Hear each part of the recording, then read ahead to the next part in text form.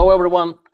Welcome to this video. My name is Oleg Schindler. I'm a regulated Canadian immigration consultant. And today we have a new edition of the rubric Dialogues with Colleagues. And I have a pleasure today to invite my fellow colleague, also a regulated Canadian immigration consultant from British Columbia, Barbara Kolvekova. Hi, Barbara. How are you? Good. Hi, Oleg. How are you doing today? Perfect. Yeah, thank you for your time coming to me to discuss some important immigration-related topics. And so the topic of today that I want to discuss with you is targeted draws in express entry. So like for those who may not know or haven't heard about it, so in 2022, the Canadian government announced that they plan to do something like that. And in 2023, it was finally introduced. So the government suggested on 6 priority categories for candidates from express entry pool who gonna have like a separate invitation round. So we have francophones and 5 industry-specific categories. Early this year, IRCC modified categories slightly. Mainly removing IT occupations from STEM, expanding healthcare category and expanding trades category, replacing the transport category with education category. And from now on, we have these 5 categories. So we have STEM, we have trades, we have healthcare, we have, what was that? We have agriculture and education. Yeah. Agri-food is just butcher really now. Well, yeah. Before that, it was 3 NOC occupations. Now we have only 1 occupation, actually. So generally, so Barbara, my first question to you would be like, do you think this approach is a correct way to manage our express entry system? And if you can spot any flaws in the government approach? Yeah, I know. We've been chatting about this topic, and you see it a lot, particularly the 6-month element of it. So to qualify for one of these, I mean, the first thing is I think it confuses people, like the general public, because I get a lot in consultations. People come in and they go, oh, I just need to be a teacher for 6 months and then I get PR. No. No. You know, you still have to qualify for an express entry program, have an active profile, have fantastic points. Then if you have, in addition to that, the 6 months, which is very, very small, and the draw has to actually happen. As we saw, like we've only had 1 education draw. So it was very exciting when it got introduced. I'm a huge, fan of it. Educators are so important. We've had 1 draw though. So it's like, what exactly is this fixing? Like it just made applying for PR that much more strategic when you think about, clients coming up to us and creating a strategy for them. But in terms of the big approach of like, okay, what are we solving as a country? I'm not too sure. You know what I mean? It's like, what are we, is having 6 months, as you said, of a certain type of NOC code actually going to lead you to build a career in that NOC code? And I guess we'll just have to wait and see what the data shows us once we have this. Like you said, it's pretty new. Before it was just general draws. So it was like anyone. It was like any NOC, as long as it's skilled, you could go in and you had the same chance as anyone else. Your competition was everyone else who was a skilled worker. Now your competition is kind of shifting and changing to, if you're in a category, your competition is that category.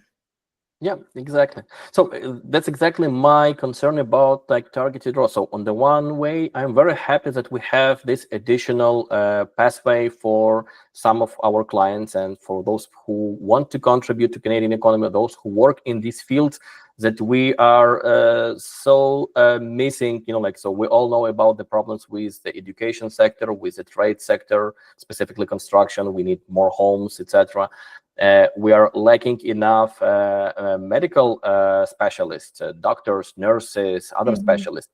But like, I have this sense that like those guys who are in charge for express entry, they probably didn't plan it well enough.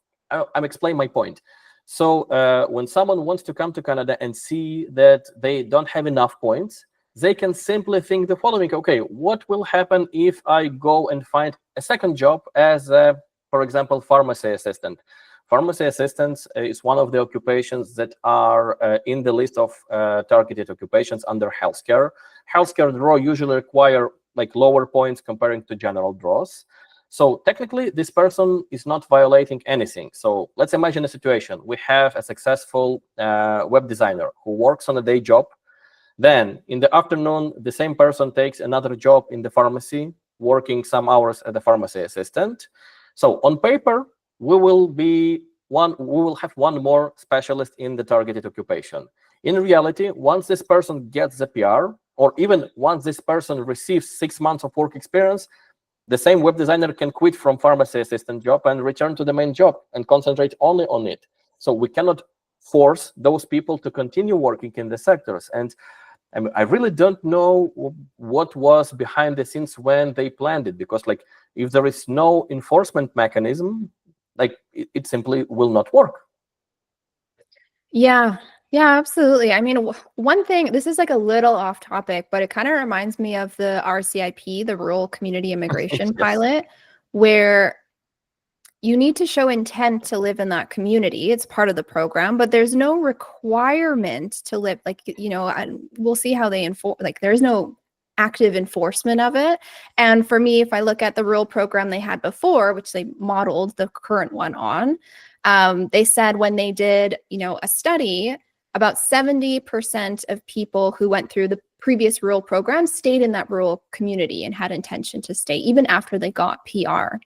So I wonder if that's kind of what they're hoping for, maybe that like they're hoping for like 70% of the trades to stay in trades, or, you know, 70% of the educators to continue working as educators. Like maybe that's the best they can hope for. Because yeah, you're right, there is no enforcement mechanism afterwards. I guess they're just hoping for the best kind of thing. But yeah, what is their target? Because it's definitely not going to be 100%, but I don't know what it'll be, 50%, 60%. We'll have to see. It's definitely less likely too in things like the certain trades, as you mentioned, and even some of the education ones as well, like teaching assistant and things like that, pharmacy assistant.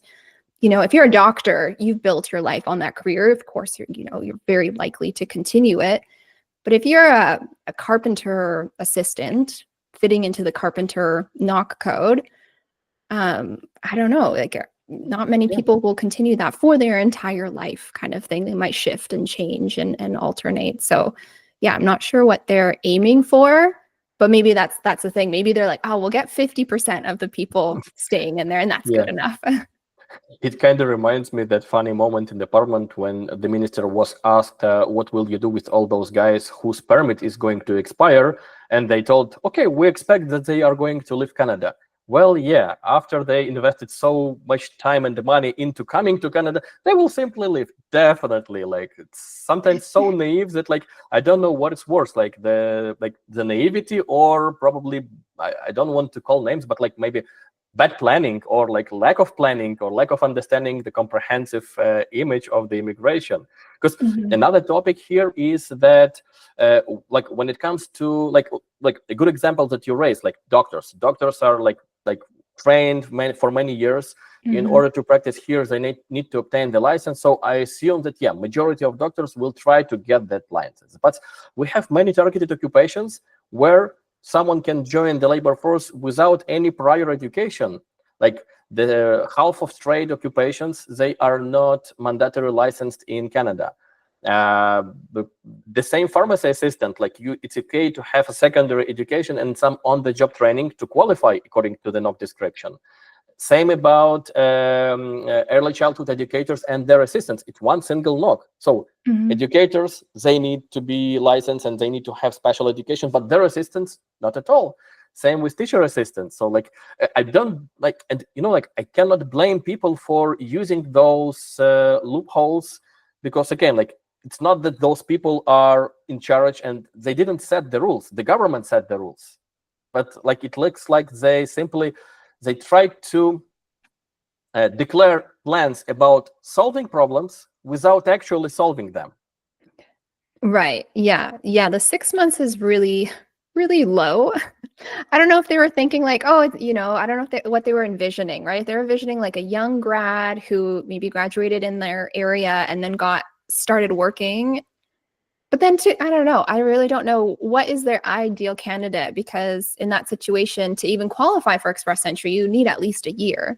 and only 6 months has to be in the qualifying things. Yeah, I don't know who their human that they're picturing that would, move through this successfully in the way they envisioned actually looks like. So I'm meeting with people who are young, they're under 30, they have a master's degree, they've got their PGWP here, they're extremely hardworking. I'm like, this is a wonderful person to come and live in Canada. Why wouldn't Canada want this person?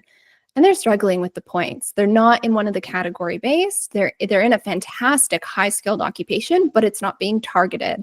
It's like, I feel bad. I'm like, I want you to stay here, but the system just needs to be almost played right in a sense. You need to be extremely strategic. And so, yeah, that person might have had a leg up if instead of working 3 years on the PGWP and this she's in a very high level position.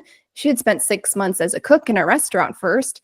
She'd be in a different, position, kind of, sort of, right? Because we haven't actually had a trade straw, so we have no idea what level it's going to be at when it comes to the CRS score.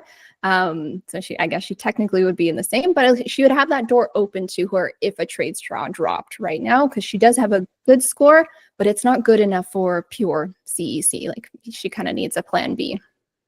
That's exactly my feelings about all of that, because like I myself, I'm an immigrant. I came to Canada as a master degree student, and I stayed here on PGWP. Then I did all this way from being a student through Express Entry to becoming a citizen and immigration consultant. So I really feel sorry for all those guys who had so many aspirations. Coming to Canada as a student, it was like a guaranteed pathway. Moreover, why am I very mad at our government and their lack of responsibility for their action is because let's turn back to 10-15 years ago. So ideal immigrant back then, it was like a nuclear family, father, mother, children, at least one of the parents is going to work, and the way of life in Canada was let's say it was enough for one parent to work to provide for the family. Mm-hmm. At some point in middle of I would say I think it was already during the Liberal first cadency after 2015 election. Then I attended some conferences, and it was told they said that the government changed the vision. So it is better for us as a country to attract young singles, literally international students, because 2 young singles will come to Canada. They will study, they will then join the labor force, they both will work, they will both earn income, they will both pay the income taxes. So from the economic perspective, before these 2 guys meet and create a family, they will provide more contributions to Canadian economy. So that is when it shifted towards these huge marketing campaigns. So in 2017, then again in 2019, there were huge marketing campaigns funded by IRCC in India, in Pakistan, in Bangladesh, in Vietnam, in Philippines, in many of world countries, where they literally attracted students saying, come to Canada to study, it's your ticket to become a PR. Now, fast forward to nowadays, we have the same politician blaming these poor guys for coming to Canada, causing our houses to be more expensive, causing our medical system to be overloaded. But hell, who is responsible? Who caused this? It's not that those guys decided one day, okay, we want to come to Canada. Well, some of them, yeah. But if you advertise several years in a row, come to Canada as a student, this is your guaranteed pathway to immigrate to PR. What do you expect? What would we expect? That these people will just leave? Yeah. Yeah, it's such a good point, because if you came here for a 4-year bachelor's degree and then a 3-year PGWP, you essentially made your PR strategy 6-7 years ago, or maybe even 8 years ago, because maybe it was a year of picking out the school, applying to the school, applying for your study permit. So you've made your strategy based on what the immigration system looked like 7-8 years ago, and it just looks so drastically different now. And yeah, most of the people I'm meeting with who are getting invitation to apply are kind of at the end, or have already expired their PGWP and they just made it, especially with that 5-18 CEC draw. I got quite a few of we just got into that one, and we're 2 weeks away from our PGWP expiring. And some people aren't as lucky. Some people have already left. They've already had to go back home. They're like, well, I can't just be here as a visitor waiting to maybe get an invitation, because the same thing, invitations to apply are so volatile. Like, it used to be almost like you could predict them back in the day. And now it's just, I'm like, I don't know. It's all over the place. It is what it is. You got to have a plan B and a plan C in place right now. And unless you're a 525 CEC, then it's like, okay, I guess I can sort of guarantee you getting one. I also don't know when. They're not coming every 2 weeks like they used to. And so it's very, very challenging, and do have a lot of sympathy for people who made that immigration plan, invested so much time and energy into Canada and money, and now are getting to the end of a 3-year PGWP and they don't have enough points for express entry. Like, how is that possible? I'm like, who does Canada want? Like, who is their ideal person? Like a PhD, like a 29-year-old PhD who's fluent in French? Like, that's that's the ideal candidate. Those candidates simply well, maybe they exist somewhere in the virtual reality, but like I had several clients who got almost maximum mathematically possible points, but like it's so rare. And yes, like, you're completely right. So I remember like a few years ago, express entry, it was so predictable, it was so easy to navigate.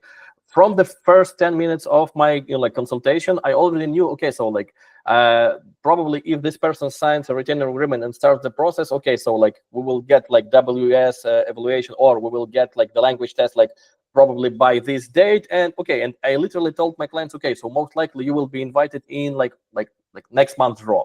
And it was very, very accurate. And the fluctuation of points was 5, 10, 15 points, like not like we have today. It's crazy. Yeah, but it's a really good point that like the government probably, they don't know who is their ideal candidate to date. Probably, like, again, like I don't want to be too political, but like we already are facing that for the first time in Canadian history, immigration became a political topic. It never been a political topic. It was always like a common consensus that immigration is a good thing for Canada. Like even now, despite all the real problems that we have with overloaded immigration system, with many asylum seekers, with many people who are on temporary status and who are who are looking for legal ways to stay in Canada. Again, we cannot blame them for that. It's not their fault. But I feel that, so we are facing something like, I can imagine the following situation, that at some point, like maybe early next year, someone from IRCC will hold a conference with media and will say something, okay, so based on the numbers from Express Entry for the last year, we have invited, I don't know, like 10,000 healthcare specialists, 5,000 trade specialists, 5,000 education specialists. So we are solving the problem in education, construction, and healthcare. So everything was going to be good, like good for us, yay! And all the media will be saying, okay, how good this government is, how many good things they are planning. Well, finally, we are going to our golden era. But 1 year after, without the mechanism for enforcement, without real ways to cause those people to stay in the industry that they are supposed to fill the gaps, the same person probably, or maybe a different person this time, will have the same conference and will say something like, okay, guys, you know what? We don't know what exactly happened, but something went wrong. Now we're going to have an investigation, and the Standing Committee on Immigration will allocate resources. We will find out what went wrong. I promise you, in 1 year, we will fix the same thing. We will fix the problem. And it simply becomes a political way, so slogans, mottos, not actions, no results, so no deliverability. So instead of solving problem, we simply postpone the decisions, postpone the solutions, and just play it political. I don't know, maybe I'm too pessimistic, but this is what I feel like now. Well, yeah, it really is what it feels like. And you have a good point about the kind of media perception and media portrayal, I would say, because I have like relatives and close family members who, they know what I do, but they don't really know what I do. They're just like, okay, it's something with Canadian immigration. And anytime there's a news story or something like that, they go, oh, I heard this in the news. Like, it sounds good or sounds great or it sounds terrible. And I'm like, you know what? There's so much in between and so much background. Like, it's not great or terrible. There's just so much in between. And the way they like kind of consume how the media portrays a certain thing that happened in relation to immigration is so not how it actually happens in practice or how it's actually going to look. You know, they go, you know, especially, I don't know, you know, they'll say like, oh, you know, Canada's welcoming, and they'll just like throw out a number, and that people go, oh, that's wonderful. We're so welcoming. We're so great. And I'm like, it's not really what's happening here actually. And yeah, media portrayal is definitely a thing, a factor here. But it's just so different to our practice, our industry, and how we approach our clients and how we can help our clients. A big news story isn't going to help clients actually achieve permanent residency. That's what we do. We work with them one-on-one, get to know them so intimately that we can develop a strategy. But like you said, back in the day, it was so predictable. We would sign people before they had their ECA and before they had their language test, but on estimates, and then be able to like carefully estimate when they would get an ITA. There's absolutely no way you'd want to do that as a practicing RCIC or even lawyer these days. You'd want to have all the documentation. And even then, it's like, you know, you would only get it if XYZ happens, right? If a trade straw happens, if a butcher draw happens. I'm like, where is this butcher draw? I've been waiting all year for it. So it's so up in the air. And I hate when clients too, I don't know if you get this, they always say, okay, what's the best way? And I'm Yes. like, right now, there's not really a best way. There's just like the ways, and we kind of wait and see what happens. So I do get them in the pool and things like that, but it's like, keep all doors open, look at the PNPs, look at taking some French classes, look at the rural program. I did have a client recently who shifted to the rural, because in BC, when you look at the PNP in British Columbia in 2025, they're only doing healthcare. So if you don't have the points and you want to live in BC, you don't have the points for express entry, you kind of just have to go to the RCIP at this point, or get an LMIA work permit or something. Like you really need to have so many layers to your strategy. It's wild. It's very different from before. Yeah. Before it was like, okay, you're this age, you have a 1-year diploma and you're pretty good at English. I think we can, you know, make something work here kind of thing. Yeah. It's really not that anymore. We're looking for an ideal client that hits that 520 plus mark. You actually reminded me, like, the blackest day in my career as an immigration consultant, the 13th of February 2021, the 75 CRS points draw. So I remember that. I think all practicing RCICs will remember the moment they found I was like relaxing, and I just saw it and went right into mode of like, oh my God, like we're gonna be so busy. It was a glitch. I thought it was a glitch or it's a mistake, that they will like fix it in a way that someone did something wrong. And no, and like I felt so bad on that day, because again, like as we discussed, you know, like, so like back in those days, like from the very first encounter with the client, once you know their education level, their language level, you already know like whether they have chances for express entry or not. And I found it like very unethical to sign someone on a retainer just to submit their profile, realizing that they have no chance in being ever invited. At the same time, like all those ghost consultants or all those, you know, like unfortunately there are some like even licensed consultants whose work ethics is like different from like what is accepted as a good character, who sign contracts with everyone who is willing to pay regardless of the chances. And back on those days, IRCC literally told us, okay, those of us who are good guys, okay, you're fools and you're stupid because, well, bad for you. Those who are simply trying to abuse clients and to exploit them, okay, I heard about several big offices who literally went on a like big, huge party on that day because they got invitations for everyone, literally everyone. Mm-hmm. And yeah, so predictability probably died on that black day. I'm very happy for those who were invited. Yeah, really, like truly happy. But it was so unfair for the whole system, and like I think it was a moment when it started to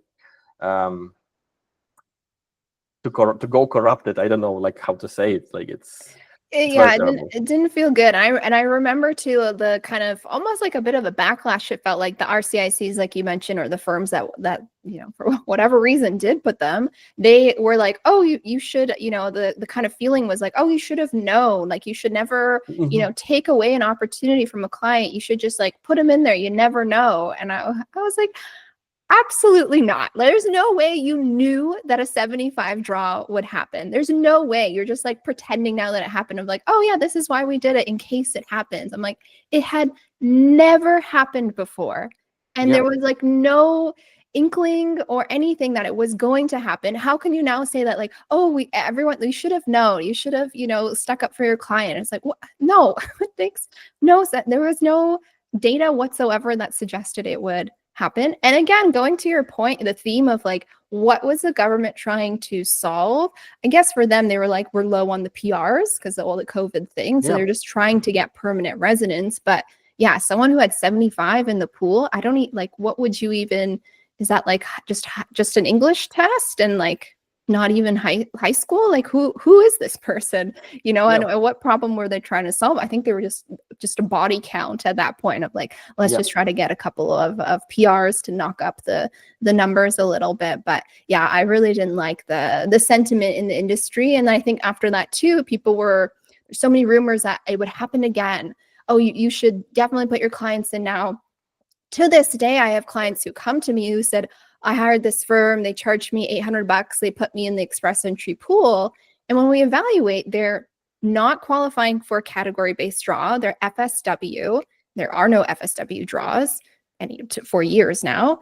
And they're like in the 300s. So I'm like, why did this firm charge you money? And I'm like, please don't pay them again. And because in the year when their profile expires, they go, oh, let's just re-sign the contract. You can pay us again. We'll put you in the pool again. I'm like, no, that's not a strategy. That's just money gouging at that point. Yeah. And obviously I feel very passionately about it because paying money for nothing, I don't think anyone should do that in life. But they are taking advantage because these people don't know. They're like, oh, they think it's a lottery or like, Yeah. the luck Yeah. of the Yeah. draw but there's so much Canadian strategy. green card.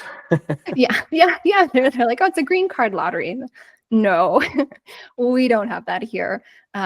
So yeah, it's really disappointing to see it still happening to this day. And yeah, that's a good marker though to kind of tell that's kind of when things shifted. The mood, the vibe shifted a little bit. Completely different. Yeah. So like if they have communicated before, like saying something like, okay, so we are planning to it. So because of like missing PR goals for this goal, the IRCC is going to have a major draw to invite. It's planning to invite everyone who is in Canada. So if you want to immigrate, register your profile, and on like day XYZ, or at least like 3 weeks ahead, like we will be holding like a huge invitation round. So I assume that like first, like a lot of people would have registered, and the perception of this draw would be different, completely different. Yeah. And like this lack of communication, like they just, it just proves that they don't really care. Like like they simply literally say like it's a head count, literally. Yes, yeah, that was very much a numbers thing for the government, in my opinion, in the way I perceive it. Because yeah, I'm like, who are they inviting? Like people who have like the bare minimum to make a profile, and that's it. I was like, who has 75? I haven't met anyone who only has 75 points in express entry, but clearly there were some people because that's who got invited on that day, right before Valentine's Day. Yeah. Okay, so let's go back to the targeted category. So like, let's imagine that tomorrow IRCC contacts you and tells you, okay, Barbara, we want you to be part of the committee who will fix all those like flaws in the express entry. What would you suggest to fix the system so it will be efficient? So there will be like some kind of like, I'm not saying to change the charter, you cannot force someone who is not carpenter to continue working as carpenter if the same person is working in IT simultaneously. But what would you introduce to change the system to be more fair and to work and achieve the goals that are declared on paper? How would you fix it? Well, quite frankly, I would kind of first say like, I'm humbled by the request, but I'm not qualified. You know what I mean? I'd be like, you need someone better, because like that's not my area of expertise. But to your point, I've been talking about that like 6-month element, 6 months in the past 3 years, and you qualify for a category-based draw. That I would want to see something more, a little bit more predicting that they would, perhaps, if that is their ultimate goal, right? If they're like, we're trying to solve labor market issues, it's like, okay, well, try to target people who are interested in having a career in these fields, because that's what we want. We want someone to have a healthy career in this field. But there's just so much at play with that. But so I would absolutely increase the 6 months to at least a year. I mean, that shows devotion for sure. And it's in line with other, CEC, FSW, FST. You need years to qualify, but also then have enough points based on what the CRS cutoff is right now. So the 6-month thing was very confusing. And like I said, I had lots of people, when it gets portrayed in the media, go, oh my God, I just had to work 6 months as a cook in the restaurant and then I get PR. And so it confuses people about how to qualify and what it is. And it like you said, it's not really solving any problem. So that would be, I'd be like, hey, get someone more qualified and at least a year. The year just aligns well with express entry. I do have a lot of people always, must just be somewhere on Reddit or in the rumor mill, they're always like, oh, I can only claim work experience that's associated with my education. I don't know why people always think that, but I'm like, no, for express entry, just your highest level of education, doesn't even matter what grade you got, whether you barely passed or you got the top mark in your class, you're getting the same amount of points in express entry. And the skilled work just has to be skilled. It doesn't matter what it is, as long as it's skilled and you can prove it. But I don't know, I'm wary to make any kind of rule where the experience does need to match the education, because you do your education so young. People's lives shift and change and their career and interests change. I chose what I studied in for my undergrad. I was 17 when I graduated high school. So how can I, choose a career based on what I liked when I was 17? Yeah. Like I barely had my brain developed at that point. So I don't actually like that rule, but I get asked that a lot, and people think that they have some sort of perceptions. I don't know where it is, but they think they can only claim work experience associated to their degree. It's not the case. And I wouldn't change that, because you do your degree so young. I don't think it makes sense. Yeah, well, I completely agree with you that like there shouldn't be like a direct link between your like education and or your career, not at all. But like I'm like, when it comes to specifically to targeted categories, again, if I were a decision maker, I would probably do the same thing that you suggested, like at least 1 year, maybe even longer. But again, it's already like a little bit harsh. But I would concentrate more on the few following points. So first of all, more transparency and clearance. For example, I would announce schedule. Okay, so we are going to have like targeted draws on the following weeks. Again, it could change. Like no one prevents from them to adjust the schedule if it changes, or if the priorities shift, or if they see changes on the labor market, and they have all the power to modify it as it goes. But like keeping people like without the exact information, it only adds to the problem. Secondly, I would probably try to, again, so you're talking so much about people who are inside Canada, while those targeted draws are still accepting candidates under the, FSW.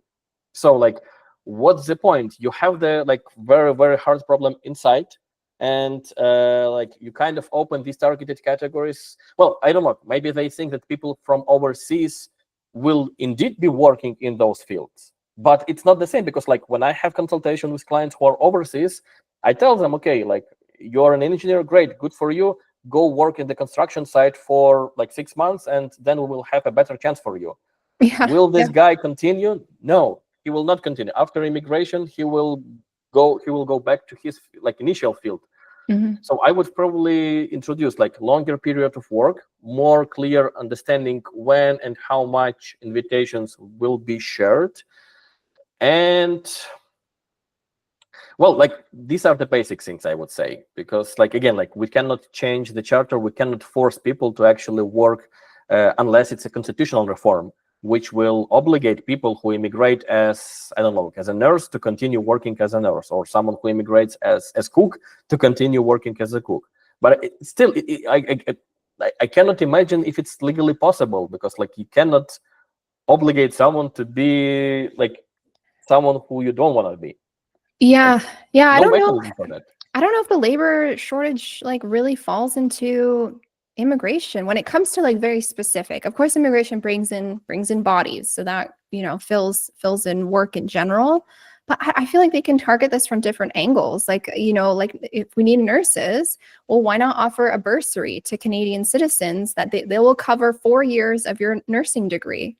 Right? How much more attractive would that be to a high school student in Canada? I'm going to go work as a nurse because I'm not going to have a huge debt after I finish my 4-year bachelor's degree. Yes. My sister just graduated as a nurse.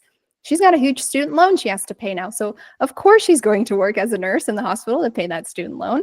Yeah, I mean, she chose it herself. But yeah, that would have been wonderful to even 50%, 30%, take anything. Like if they had any kind of incentive to pull Canadians already here who are Canadian to go and work in those fields. Like why, you know, I feel like this needs to be multiple angles, and using immigration almost as a, you know, excuse for these, like, oh, well, it's because, yeah, we tried to bring in educators, but they didn't work as teachers. Like, let's force them to work as teachers. It's like, well, what's the root of the problem here? Like, are Canadians not wanting to work as teachers? Why? Is it too expensive? Are they just not interested? You know, can we make some sort of, you know, I know you have the marketing background and marketing business. It's like, oh, can we make teaching like cool again? Like what's wrong with it? Is it the salary? Because I know even here in the town I grew up in Canada, the teachers went on strike a lot. Like they were always like, I know the teacher salary is not wonderful. Like, is that an issue? What if it was more attractive? What if they had better benefits? Like make teachers more attractive in general to try to fill the teaching labor shortages. I know this is going outside of our topic, but yeah, when I was listening to you speak, I kind of thought we can't use immigration to fix all these problems. Like they need to have like a multi-pronged approach. I think we need to avoid politicization of immigration topics, because like actually like what you just said, so like make things cooler again, you know, like so I would say that, you know, like, so if I remember correctly, in one of the speeches of the opposition during the elections, it was like the introduction of like some kind of like programs, professional courses that will attract, you know, so it was almost like make skilled trades great again. You know, like let's attract like youngers to join to skilled trades, and then let's concentrate on them. So, you know, like, so in a way we can say that, okay, so the government, you know, like, just to be different from the opposition, can tell that, okay, we don't want that. Let's bring more tradespeople. Let's bring targeted category of tradespeople to X%. So like it's literally what is happening right now. Like, you know, like in general, I think the targeted ROS as an idea, it is very good. You know, like, so yes, if we can, you know, like orient it towards the needs of the labor market and to help the labor market to fill the gaps with express entry, it's brilliant. But the performance and the implementation is awful. It's terrible. Like again, like no proper mechanisms. So it's again like it's just, you know, like they are. I have a feeling that they do it only to have a good image in the press, in the media, you know, like to have positive coverage from CBC, and at the same time, still like the problem remains, and poor immigrants in Canada are being victimized and being blamed for the flowbacks from the government. And it's not fair. Like, yes, is there an abuse of immigration system? Definitely. Do we see all those, you know, like sharp increases in asylum claims by former international students? Like, it's a bad situation. Who is to blame for this situation? Those students? I doubt. Like, I would still blame the government for that. Yeah, definitely don't blame students. Being a student is really hard. But the media blames, you know, like regular, ordinary Canadians, they like, you know, like they watch politicians speaking about immigration and how bad is it and how negative impact it has. And they started blaming, you know, like people.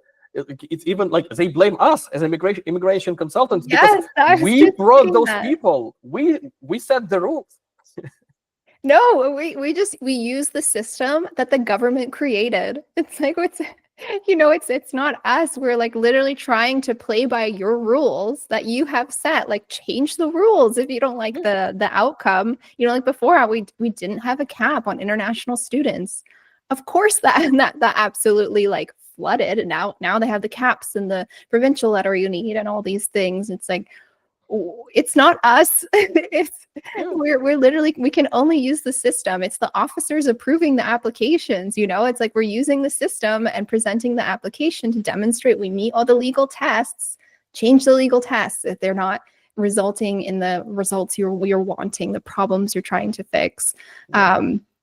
But yeah, and I want to mention too, I really like how you said the transparency with the draws.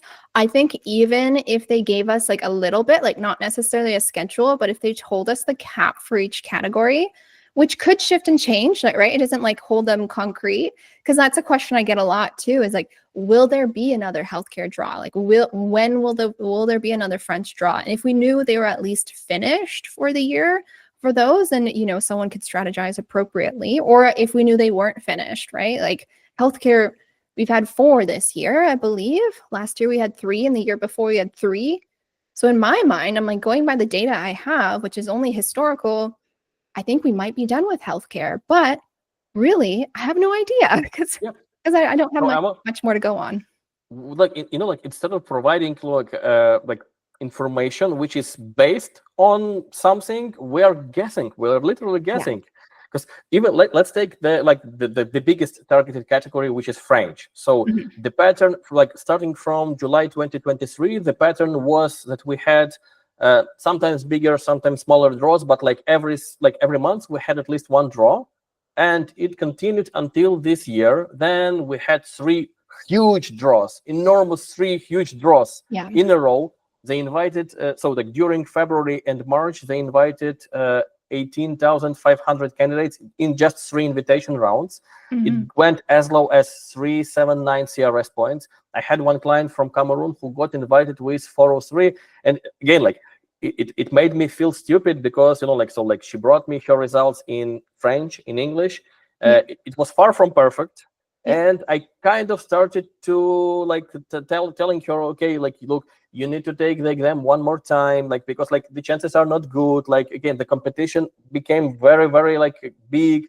And with 403, you have like little chances. So please go book a new French test. And she was like, okay, no, but like, it's very expensive for me. I don't have money. I need to go to a different city. It's very. Then all of a sudden, the invitation round was for with 379.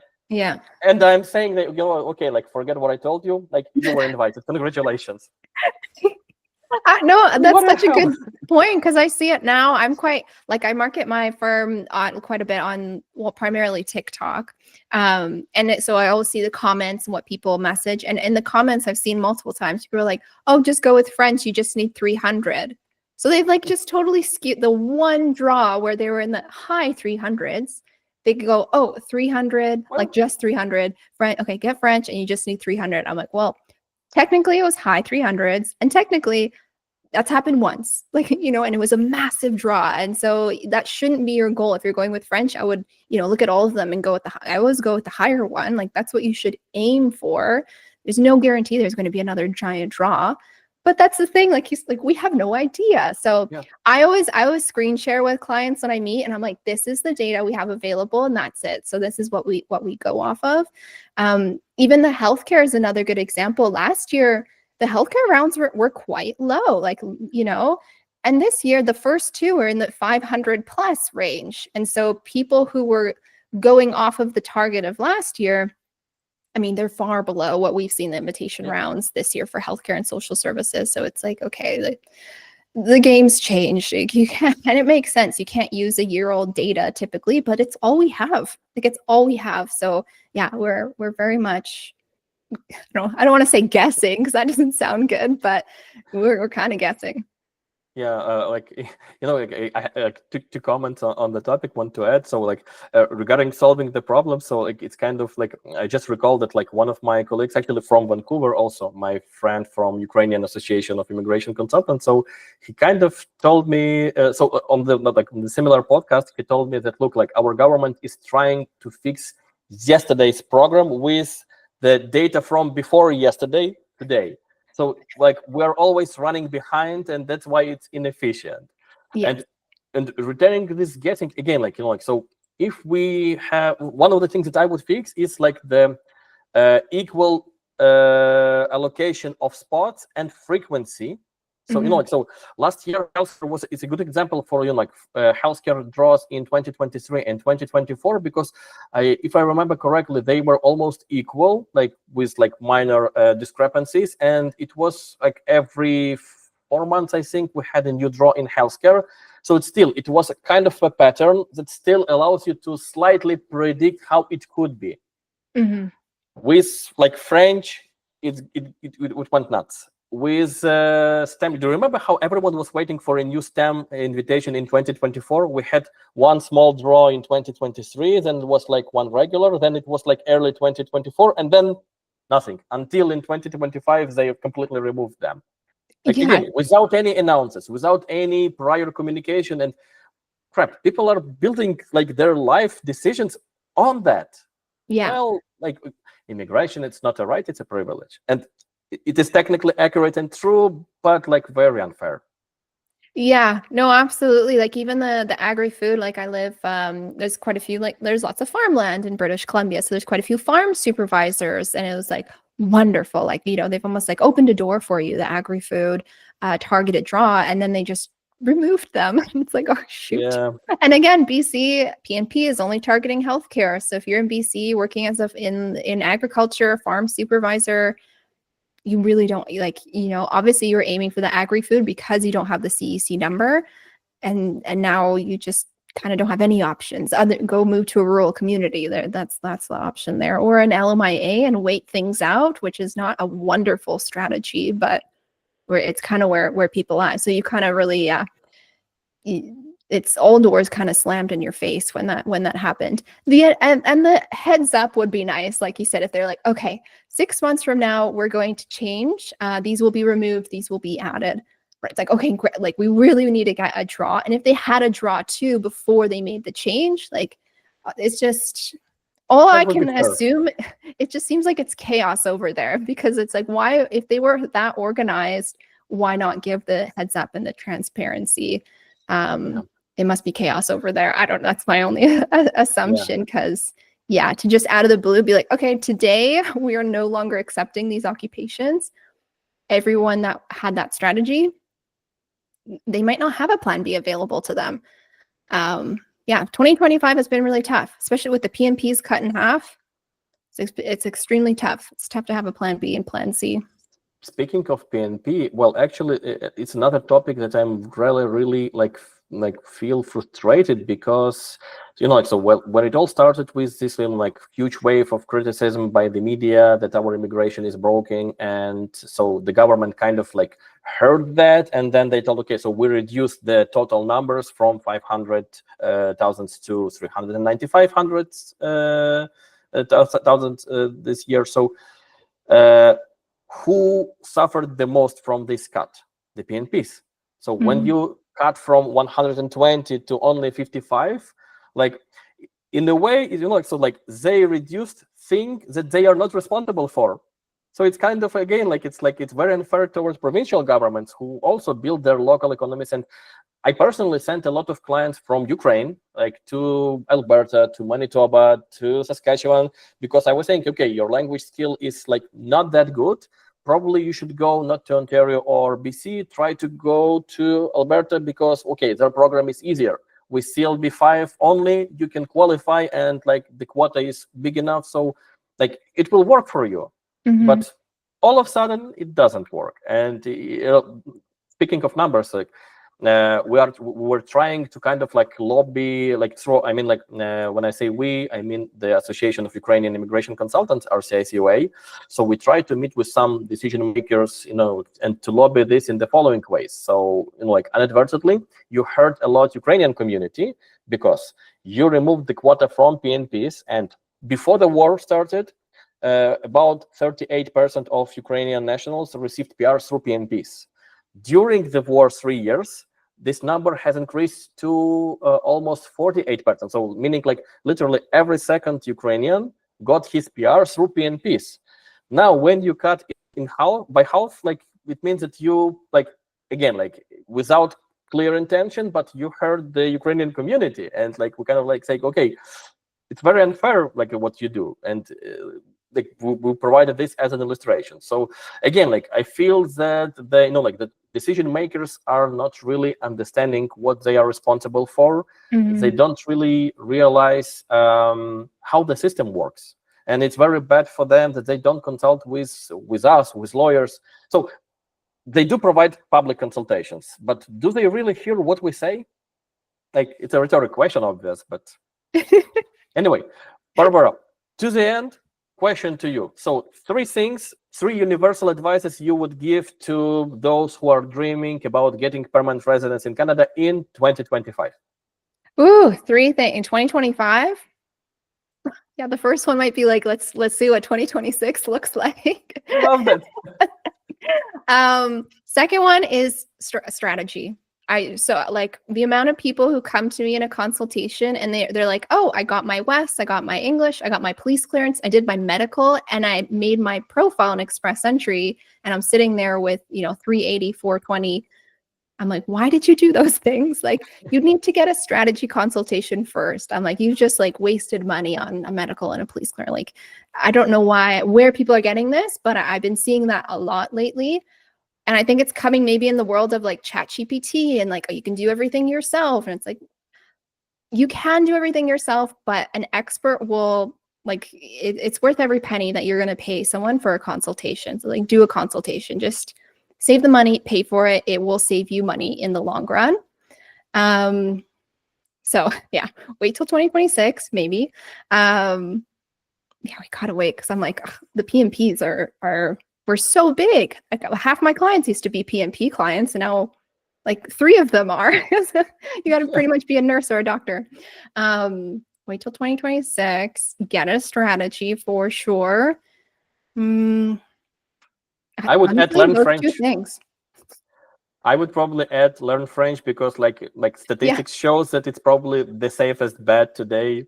By the way, fun fact, like, so at some point I was so annoyed by the clients who, every second consultation, usually one of my recommendation is, okay, try to learn French because like CLB5 opens a Francophone mobility program for you to continue staying in Canada with your employer without LMA, or like reach CLB level 7, it will enable you to going through Express Entry. Or if you're in Ontario's French-speaking skilled workers permit is also could be for you if you have a bachelor degree and 1 year of work experience. But yeah, at some point I was so fed up with people complaining, oh, it's so easy for you to say learn French, it's so hard, I have my family, my business, my study, I don't have time.